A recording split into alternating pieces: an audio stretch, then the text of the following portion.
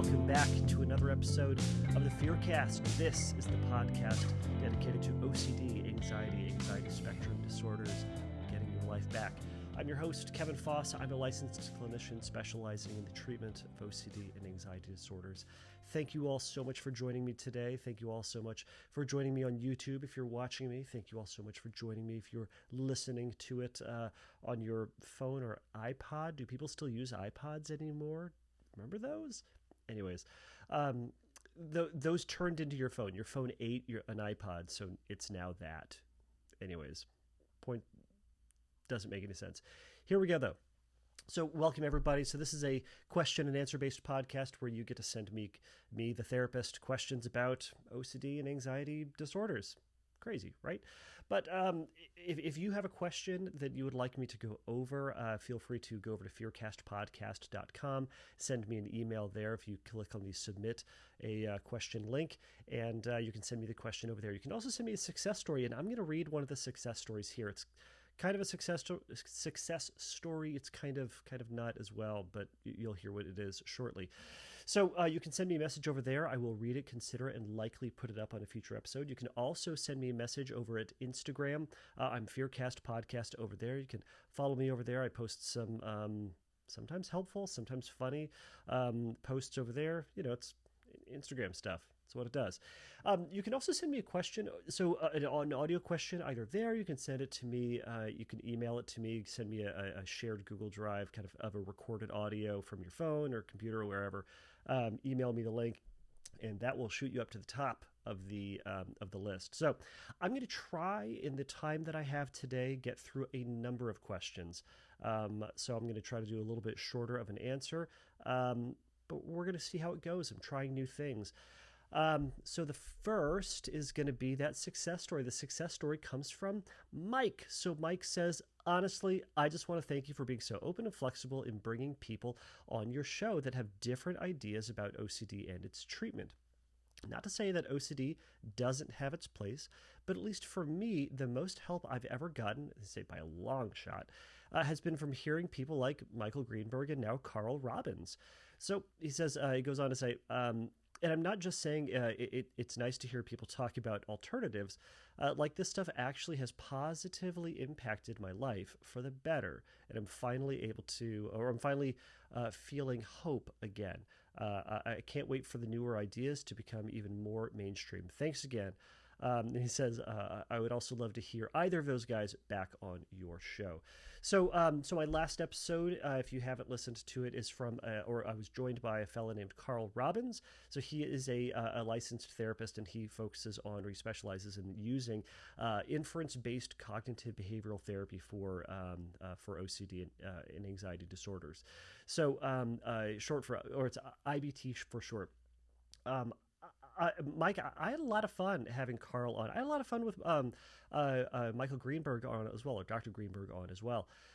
It is, I know for some people, having those folks on the show can be controversial. They're controversial in the sense that they do push against push against the idea that the gold standard CBT ERP Act is the gold standard indeed, is the one thing that's going to fix everybody. I think the vast majority of therapists out there are going to say there isn't one thing that is going to help everybody. In fact, they'll also say that CBT ERP does not help 25% of the people that do it. I believe that number's correct. I could be wrong. I might be wrong. But either way, it's less effective for some people, which implies that there may be something out there that may be more helpful.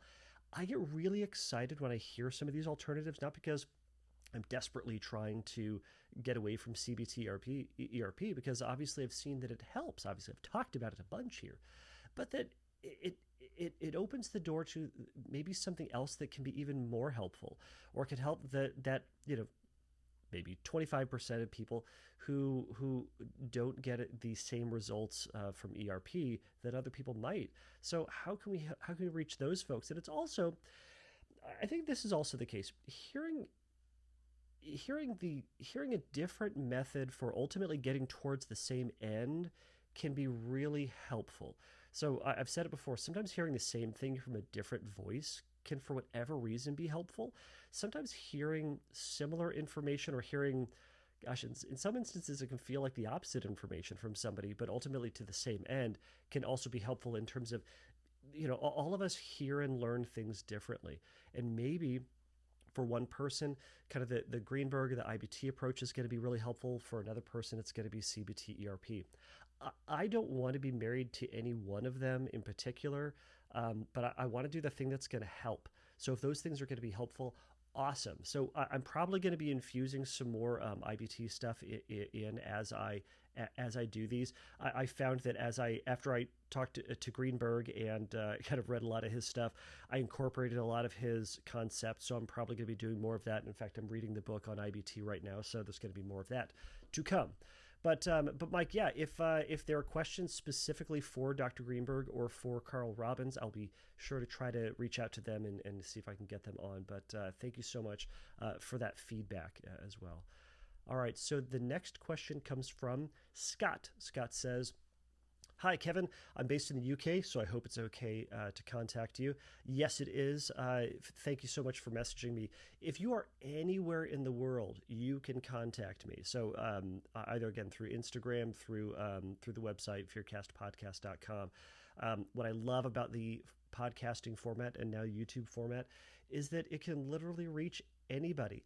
Aliens, if you're out there and you are getting this projected into space and you have a question, message me. For a number of reasons, I would love to talk to you, but that's beside the point. So, Scott, here's your question. So, Scott says, "My question relates to ROCD. This is something I've suffered with for a long time, and at points, it has put real pressure on our relationship, despite that I've been with my partner for 10 years and married for 4 of them. My issue, however, is that ROCD has switched focus to an ex-girlfriend. This happened 2 years ago when I learned that she had a new boyfriend. It has been 8 years, so of course she has met someone else, but I started to question whether I still had feelings for her. Often, I would check whether I was still attracted to her by looking at her social media or looking back at photos. Of course, it then makes me question if I love my wife. This has been triggered again recently after I found some letters she wrote to me when we were together. It's really painful as I feel guilty, feeling like this, and find myself being quiet around my wife. Is this a common form of ROCD? And how would exposure therapy work for this?" So, Scott, great question. I love that question. All right, so there are a couple things in there, and I'm going to kind of be short with these. So, number one, so you're asking about how exposure with therapy would work. So remember, exposure therapy is exposure and response prevention. So exposure is progressively getting closer to your fear. Response prevention is pulling back on your response. So the response typically to an exposure to our fear is a compulsion. So response prevention is pulling back and resisting unnecessary, unhelpful, compulsive behaviors. What you're talking about here, you're doing compulsion. So I think that the first thing right off the bat, starting with response prevention, that's going to be really helpful. So some of the things that you mentioned, you're going back and looking at her social media, and you're looking at old photos. I don't know the role of what these letters are doing. It sounds like they're triggering you. I don't know if you're rereading them. I suspect that you are. But number one, resist the urge to do any of those things. There's going to be this process, and it's this self-fulfilling, self-reinforcing cycle, certainly, where you're going, oh man, do I have feelings for that ex? Let me check out some pictures of her, and let me see if I am still attracted to her, think she's cute, think she, have positive feelings towards her. Guess what? You probably are, because you were with them in the first place. There was something about them you thought was cute and fun and exciting and whatever. So you are likely going to think about those memories or acknowledge that she, or, for anybody else out there who has a similar situation, he, they, whoever, they're cute. They were. They probably still are. But you broke up with them for a reason which your brain is ignoring. Going back and watching, or not watching those videos, unless they're videos, going back and watching looking at photos, looking at her Instagram, reading those letters is not going to help. It is only going to serve to further confuse you and frustrate you and make the anxiety worse, right? You're going to see those pictures, go, all right, do I have feelings for her? Look at those pictures, go, yeah, I still have those feelings for her. Oh no, those feelings are true. Oh my gosh, I don't love my wife. And the cycle continues. So response prevention is going to be your first tact. So is this a common form of ROCD? This can be a very common compulsion for folks with ROCD. So I do hear this a lot. It can be, it can either be checking social media. It can be, sometimes people will avoid social media entirely and they think that that's a success. To a certain degree, it's a success. There's a bug in my office. Get it. Bugs, distraction. All right.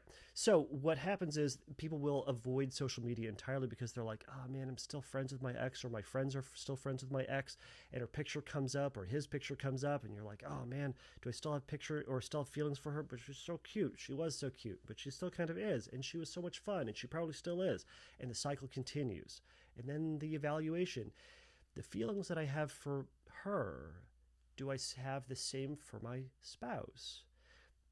I don't know, and they're going to be different. And the more you get into it, the more anxious, the more uncomfortable, the more you're going to find.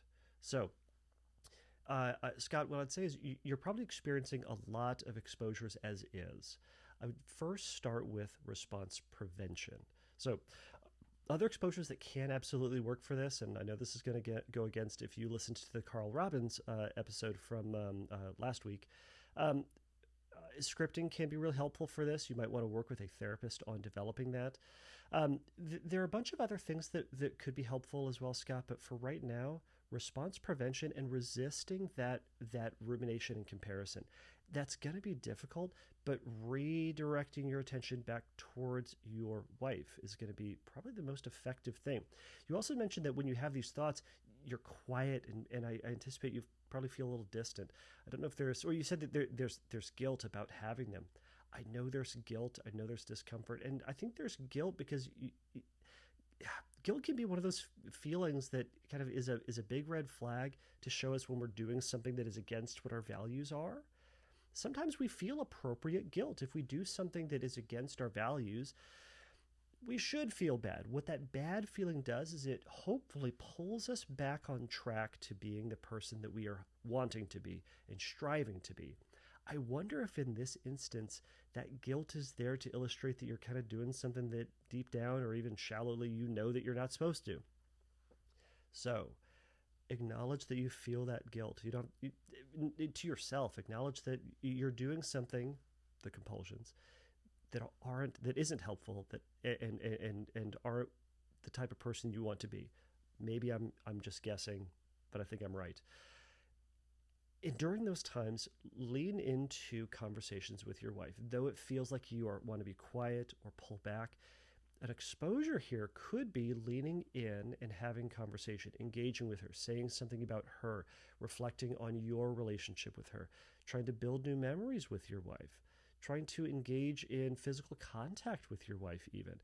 That's going to feel like a mismatch, and it's going to, quote, feel wrong, but ultimately we don't care about that feeling. That feeling is that either that inappropriate guilt or OCD trying to beat you up and trying to direct what you're going to do. So lean into that relationship, have conversation, play a game, watch TV, whatever it is, ask her about her day, anything. Let that feeling be there, because what you're doing is you're acting more in line with your values and the type of person you would want to be rather than what anxiety wants you to do. So, Scott, I appreciate that question. Hopefully my answer was helpful, but we're going to move on to the next question from Michelle. So, Michelle says, hi, Kevin. I'm a 28-year-old that has suffered from sensory-motor OCD swallowing obsession since the age of 12. I've done every therapy under the sun, but I keep landing back on the same place, not being able to enjoy social gatherings and special times with my friends and family. My questions are, my OCD kicks in when I'm around close friends and colleagues and family members, not strangers. Why is that? Every big event I attend, it hits me hard, and I have to drink it, and I have to have a drink in my hand to hide my constant swallowing compulsion. Hence, I get completely drunk after a night like this. Is there a better way of managing this? And they say parenthetically, alcohol helps calm me, but I'm not an alcoholic. So they go on to say, I'm not on an SSRI. I'm on an SNRI due to huge weight gain. When I was on an SSRI. Do you know anything about meds that would affect and the effects on OCD? First off, I'm actually not going to comment on that. I don't know why I read it, but I'm not going to comment on it, particularly because I'm not a psychiatrist. If you have those questions for your psychiatrist, you should ask your psychiatrist.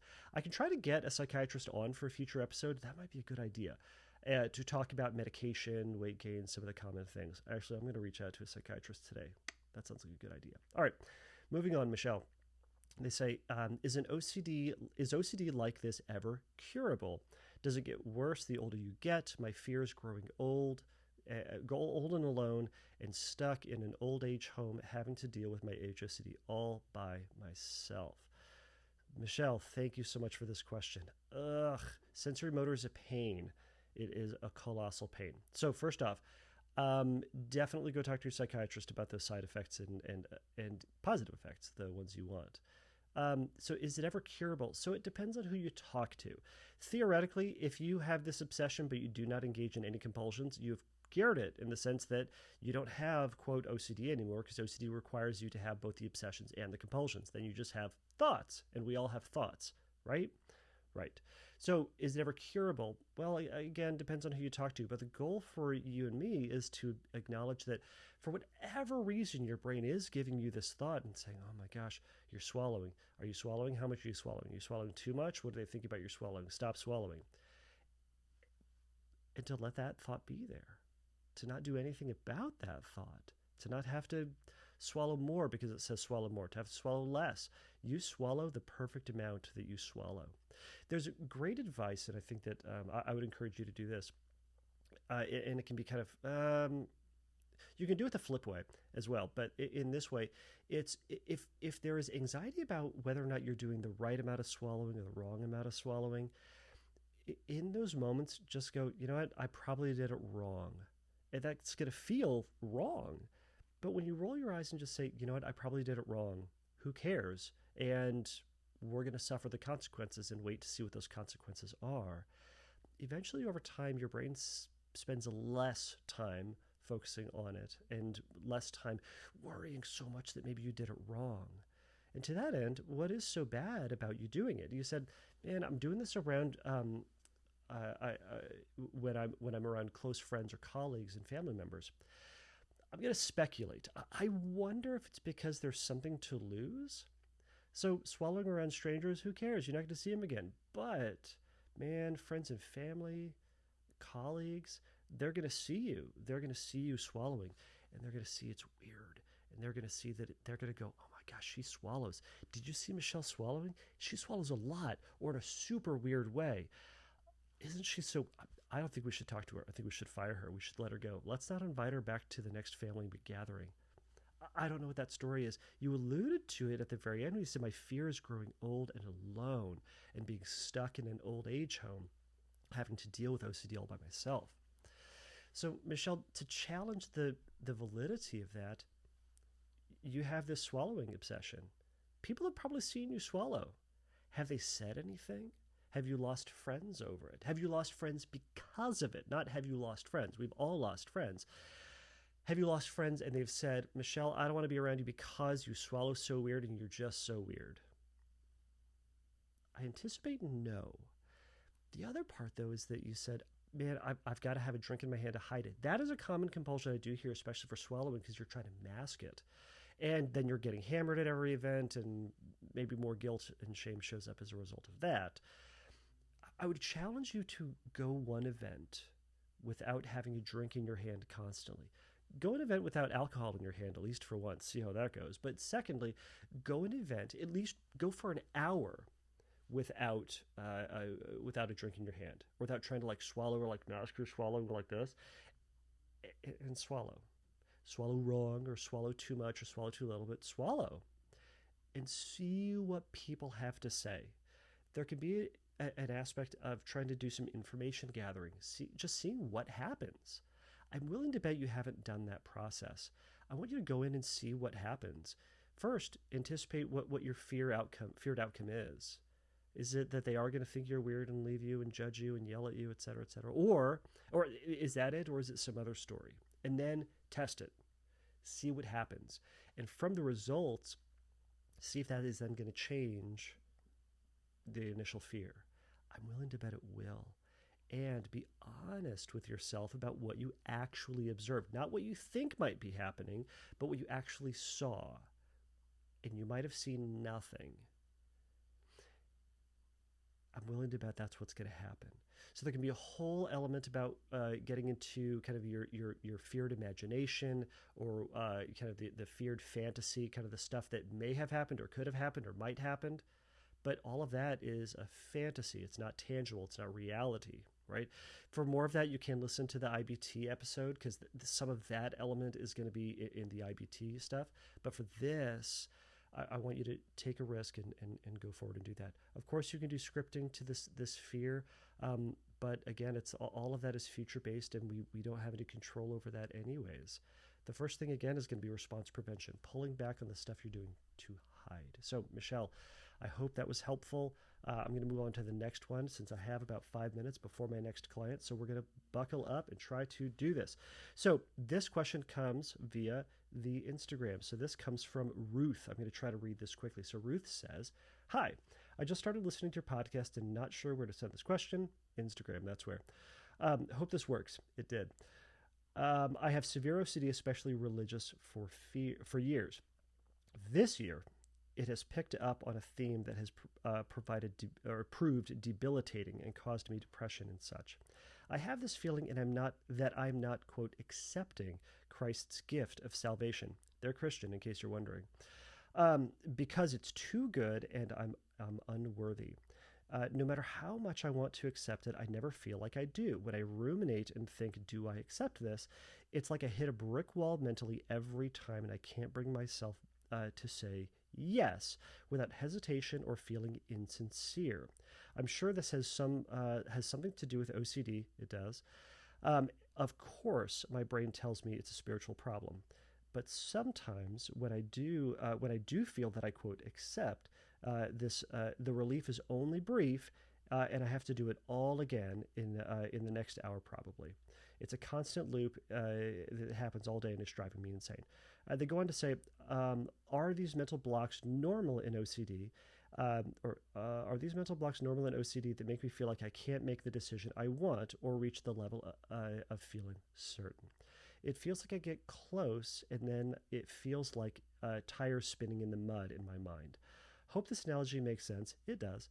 If you have any insight, I'd love to hear it. The theme is this theme is into its third month now, and has really affected my quality of life and that of my family.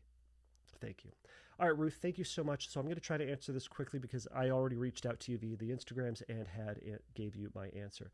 So my brief answer to this is going to be, all right, let's say you had it, you accepted it.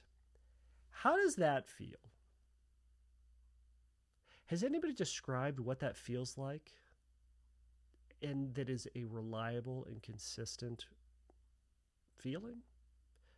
Does something click? Do you feel something and you just always feel that? Does that feeling never go away?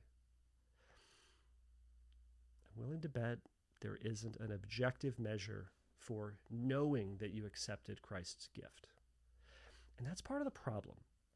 You will hear stories in Churchtown about accepting Christ's gift, and they'll say things like, I was just feeling overwhelmed and lifted up and lighter and at peace, or overjoyed, or they'll say things like that. But you know what they don't say? That they got frustrated a couple weeks later, and they crashed and they felt upset. Because they do. We are dynamic people, and we don't feel the same thing forever. Right? So the same thing is going to go with this, is how do you know you've accepted it? There is no feeling that's going to remain consistent. You said you kind of have convinced yourself for a short period of time, and then that feeling goes away. Trust that moment. Not that it's going to go on forever. And in fact, I assure you, it's not going to last forever. That feeling is not going to last forever. So the other components of it is, you said that the more that you ruminate about it, the more and think, do I accept this? The more you hit a brick wall. Yeah. The more that you think about it, the more you analyze, the more you question, you're getting into that fantasy. And the more that you start to evaluate, do I feel it? You're going to question the times that you haven't felt it. And then it's going to assume that because you haven't felt it that one time, you don't feel it at all, and you didn't accept it in the first place. The rumination is the problem. The rumination is part of the problem, but the rumination here is the problem. This is the part where you can accept and trust that you accepted it that one time, and trust that you accepted it, and trust that God knows you, God, and what your pastors and priests or whoever in your denomination are called, what they have said about the salvation process, and that you get it, and that you have it, and that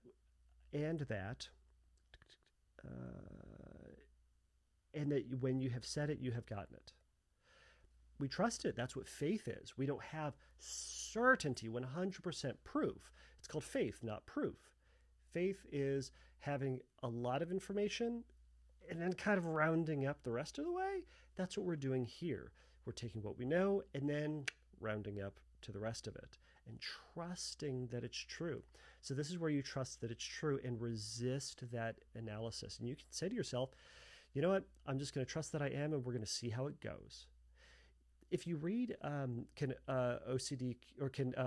Christianity Cure My Obsessive Compulsive Disorder, it talks about this in terms of acknowledging that you have this pattern of obsessive doubt, and then giving over the responsibility of that to God, essentially saying, hey, God, you know my heart, you know who I am, you know what I'm about, you know what I want, and I'm going to give this over to you and hope that you are who you say that you are. It's an act of faith to do this. And then once you've given it over to God, you keep going in your life. You disengage from the rumination. You don't ask your pastors yet again. You don't pray about it yet again. You keep going and you trust that it's accurate. And whatever that next thing is, bring yourself back to the present, anchor yourself in the here and now, have a conversation, make a phone call, watch TV, read a book, not the Bible if you're trying to get compulsive reassurances. But bring yourself back to the moment and keep moving on. I know it's going to be hard, but practice doing that. There are a bunch of other exercises you could do, but I will leave that for a future conversation. So, Ruth, thank you so much for that. And everybody, I will leave you all here. Thank you so much for joining me for this a very rapid fire episode. I don't think I've done an episode quite this packed, quite this short, but if you guys like it, give me some feedback. Let me know that you liked the pacing of things. If it was way too fast, let me know. I drink a ton of coffee, and if I speak too quickly, I'm sorry. And if you want me to go slower, let me know. Go to Instagram, let me know there. Let me know in the comments below if you're doing this on YouTube. But thank you all for joining me, everybody. Please remember that the Fearcast is not a substitute for psychotherapy. If you need a little bit of help in your recovery, go over to fearcastpodcast.com, and there's going to be some links there that you can check out that will specifically, if you go on the Find Help link, there's going to be some stuff there that might be more helpful for you in your recovery. So until next time, everybody, take a risk, challenge yourself, and don't take your brain too seriously.